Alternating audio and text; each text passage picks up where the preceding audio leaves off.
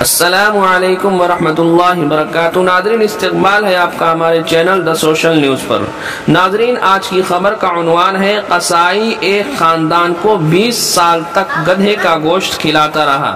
جی ہاں ناظرین، مصر کے مشہور صحافی نے حیران کن طور پر انکشاف کیا ہے کہ علم نہ ہونے کے باعث میں اور میرا خاندان 20 سال تک گدھے کا گوشت کھاتا رہا ہے۔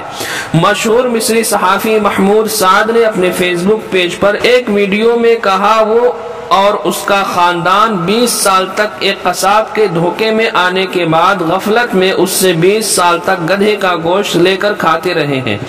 قصائی کی دکان ان کی رہائش گاہ میں تھی۔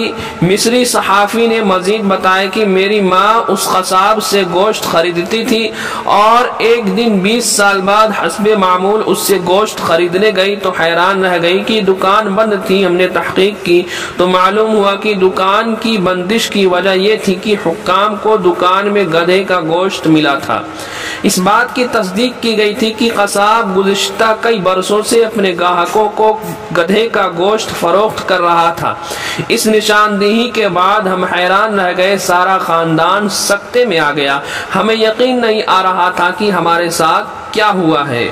ناظرین، ایسی ہی ملکی اور ملی خبروں کے لیے ہمارے چینل دا سوشل نیوز کو سبسکرائب کریں۔ والسلام علیکم ورحمۃ اللہ وبرکاتہ۔